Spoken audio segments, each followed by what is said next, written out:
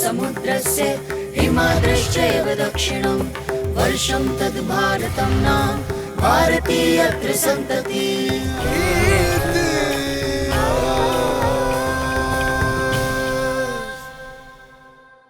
Namaste. Welcome to today's episode of इतिहास। आज हम जानेंगे कौटिल्य के बारे में। आज हम जानेंगे मौर्य साम्राज्य के बारे में। If we think about Bharatvarsh 2000 years ago, 2500 years ago, we will think of the Maurya Empire. And when we think about administration, governance and revenue in the Maurya Empire, we will think of Kautilya. Lexicographers, perhaps 1000 years ago, used many kinds of names for him. Kautilya, Chanakya,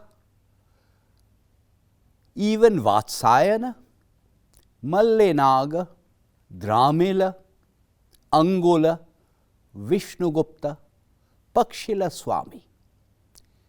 Some of these could not have been the same individual.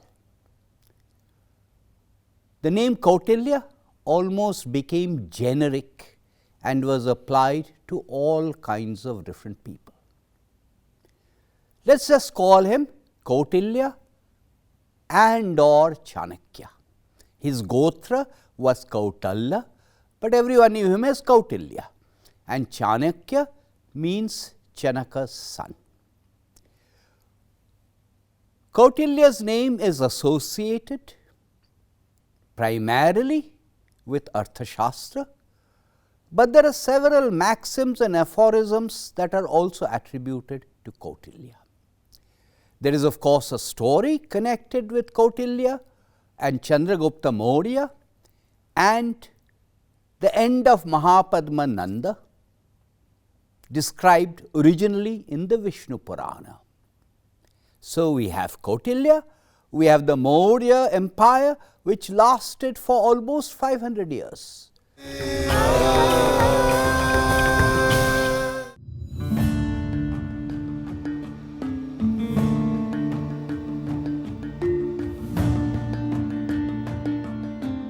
यह किस तापस की समाधि है, किसका यह उजड़ा उपवन है, ईंट ईंट हो बिखर गया जो किस रानी का राजभवन है। राष्ट्रकवि रामधारी सिंह दिनकर की यह रचना मगध और उसके उत्कर्ष का प्रतीक नालंदा विश्वविद्यालय का चित्र खींच रही है। विश्व के प्राचीनतम विश्वविद्यालयों में से एक, जिसे 12वीं सदी में विदेशी आक्रमणकारी बख्तियार खिलजी ने ध्वस्त कर दिया था।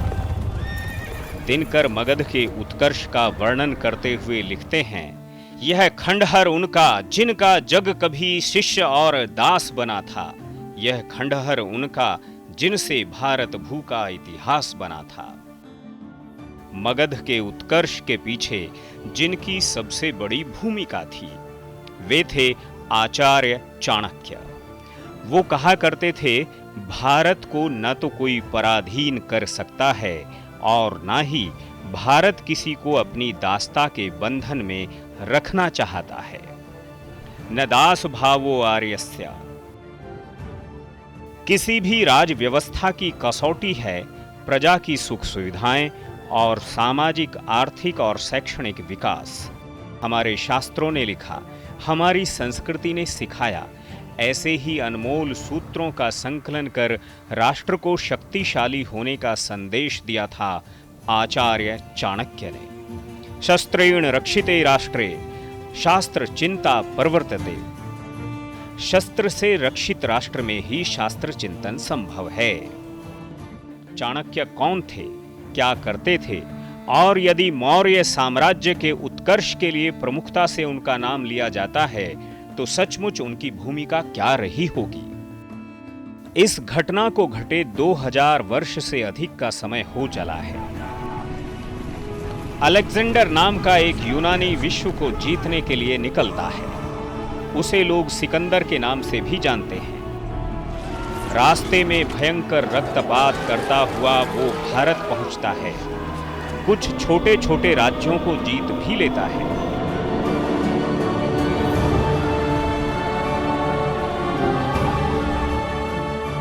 तब उसका सामना होता है 2 मुट्ठी अनाज और 2 जोड़े वस्त्र पर जीवन यापन करने वाले शिक्षक से।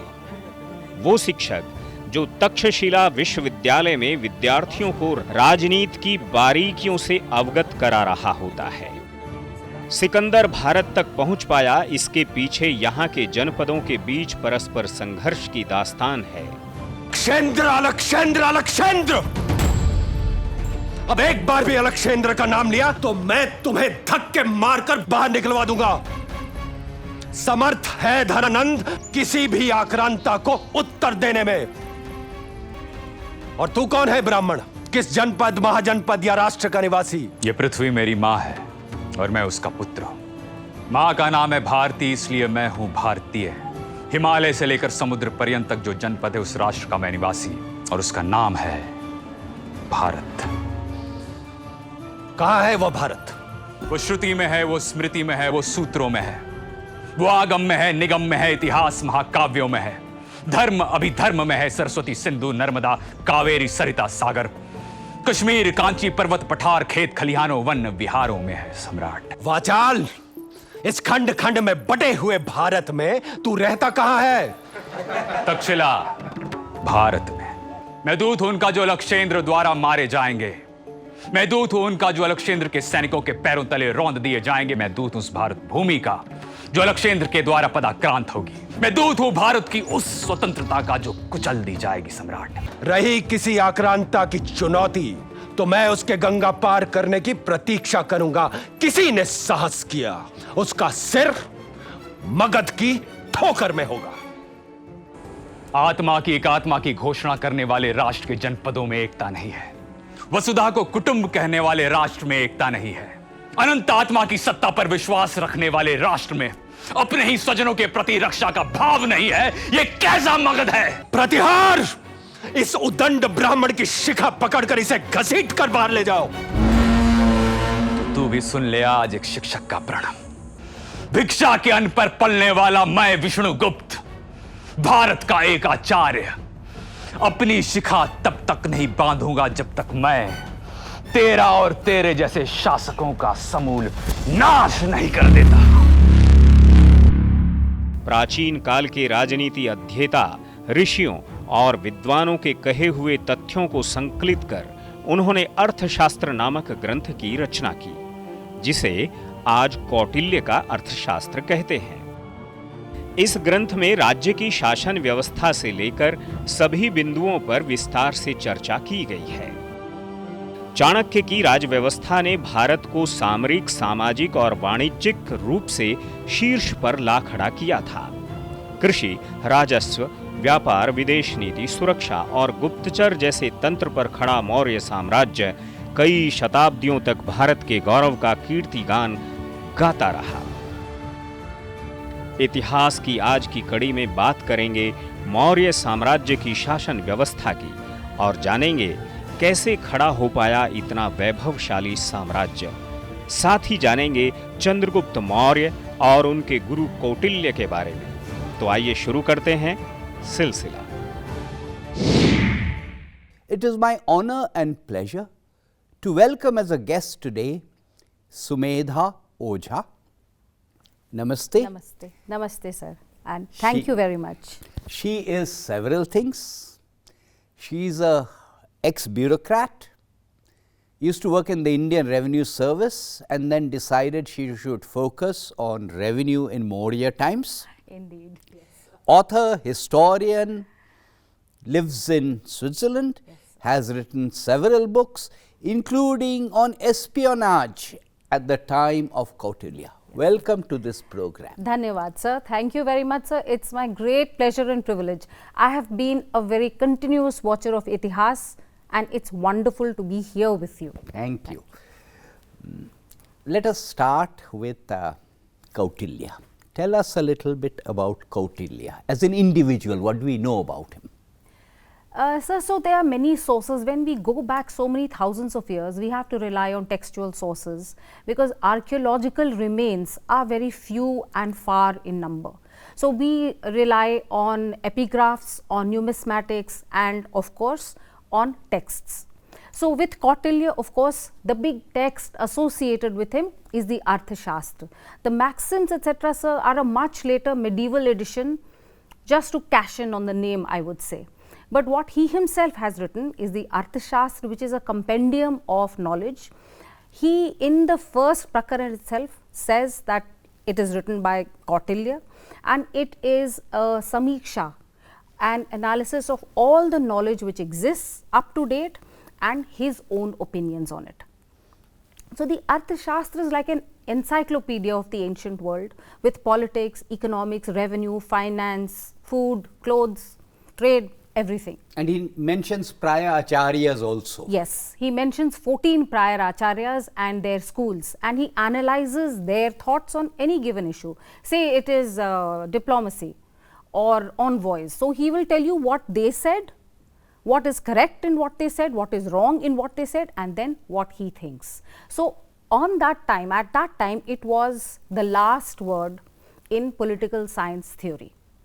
Of course, there were other people after him and commentaries after him, but at the time it was a compendium which has not been surpassed by anyone. There is quite a long tradition by Western Indologists of saying that Kautilya, Vishnugupta and Chanakya were not the same people, and that actually the Arthashastra was not written during Mauryan times or for Chandragupta, but that it was written later, maybe around the Gupta period or a little before that. However, if we do an analysis of the evidence, of the internal evidence of the texts, not only the Arthashastra, where he says in book 1 and right at the end that it is written by Kautilya, and at the end he says this is the person who demolished the Nandas. And then if we go back to the next big commentary, that is the Niti Sar of Kamandak, he mentions that it is this man who demolished the Nandas and who put Chandragupta on the throne and whose name was Vishnugupta. So you see the connection. Then again, if you go to the Vishnu Puran, the same thing is said. It is this Vishnugupta who has actually put Chandragupta on the throne. So what remains common? The common thing is that there is this man who demolished the Nandas, put Chandragupta on the throne. In the book itself, he is called Kautilya, and in other works, he is called Vishnugupta and Chanakya in certain different works. And this is of course what we retain through popular depictions of his overthrowing the Nandas. We will come to in a minute to what he talks about in Arthashastra, which was in a way rediscovered and translated by Professor Shyama Shastri. But first tell us a little bit about the size of the Maurya Empire. Sometimes people don't realize how huge it was, from the north to the south, from the east to the west, centered in Pataliputra. So tell us about that. So when Chandragupta overthrew the last Nanda king, the Nanda king had a lot of northern India and a lot of eastern India under his kingdom. He extended it. To the south, he went up to the river Vaigai near Madurai. And then in the east, it was Chandraketugarh, or what we today call as Bangladesh, up to the Ganga Sagar. On the other side in the west, it was Saurashtra. And in the north, in the beginning, it was up till Takshashila.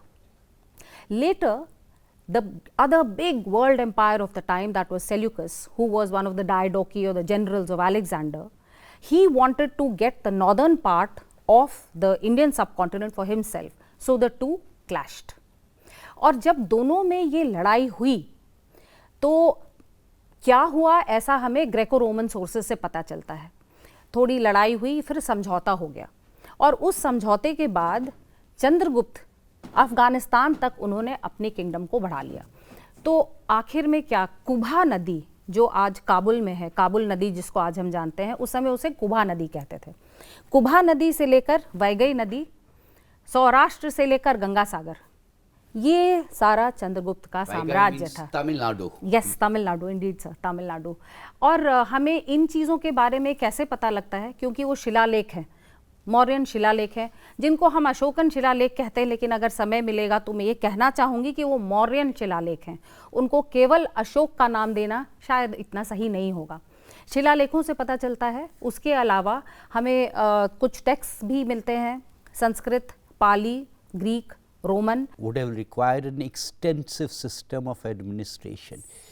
You have yourself in your books and your talks talked about Saptanga of the Maurya administration. What are these Saptangas? So, sir, I'd like to put it in two ways. There is one way of dealing with the kingdom internally. To understand that, we have the Saptanga state concept. There is one way of understanding the kingdom as one amongst many in the world. For that, we have the Rajmandal, and we have the Shadgunyam, and we have the different upayas. So there is an internal system and there is an external system. For the internal system, I mean, I think Kautilya was the administrator par excellence. There is nothing, ऐसा कुछ नहीं है जो उनके संज्ञान में नहीं है, जिसके बारे में उन्होंने नहीं सोचा। तो 15 प्रकरण है अर्थशास्त्र में, और इन प्रकरणों में एकदम बहुत ही लंबा चौड़ा डिस्क्रिप्शन है एडमिनिस्ट्रेशन का भी, पहली 6 किताबों में, 6-7 किताबों में।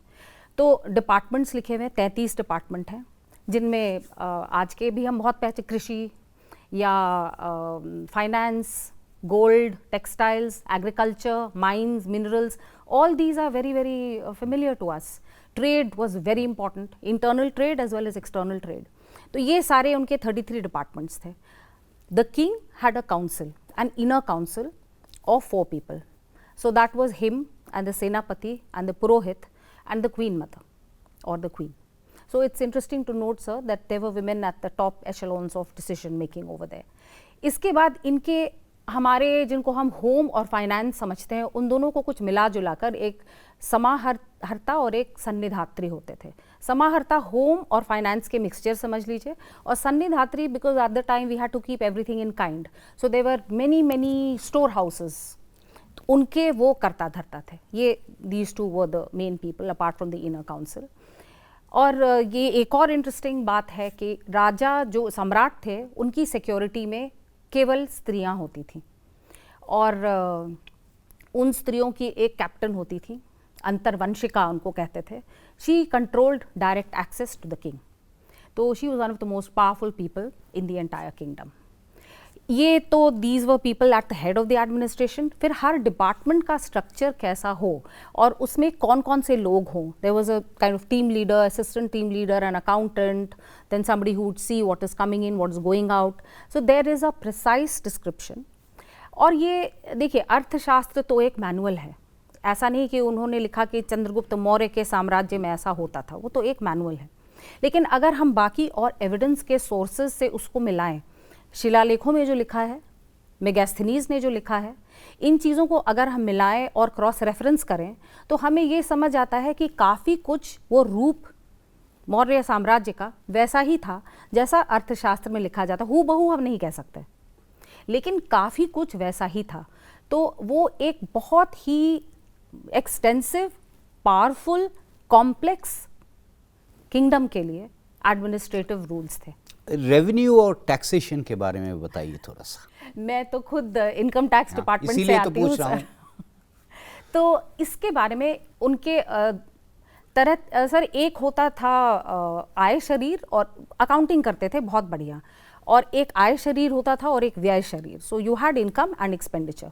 There were 7 heads in one and 15 heads in the other expenditure. And it is surprising, sir, that much of it we can relate to today's budget also. Some of the heads are indeed very, very common, because perhaps the way we live, the way the state is organized is not all that completely different. तो उसमें जो आय शरीर था उसके 7 heads होते थे और उसके certain sources थे। तो these sources were taxes, cess, customs, octroi, then levy on agriculture. So this is extremely complex, and some of the translations are still in dispute. So what exactly did this term mean? What exactly did that term mean? But roughly we can understand income was not taxed, but trade was taxed. So there was a huge network of people. There was a separate department for that and a separate department head for that. And every time goods crossed the border, they were taxed. They set up in the state market, then they were taxed. Then there was octroi when you went from here to there. There was a system of internal passports. So it was all very, very well documented. And most interestingly, sir, there was also an Akshipatal Adhyaksh, which is the C&AG. So everything what we know today as Guru Purnima, on that day the accounts ended. So the king's regnal year was of 356 days. It ended on that day, Guru Purnima in July. And then all the accounts were brought to Patliputra and they were looked at by the Akshipatal Adhyaksh and his entire department. And then of course all the things were put in the different storehouses, etc. The point being made that I am making here is that it was not easy to run this empire 2300 years ago when we didn't have that kind of technology, communication, etc. But still they managed. And that brings me to the other thing, which is that they had an extensive system of roads and water transport, which is why they were able to communicate and they were able to trade.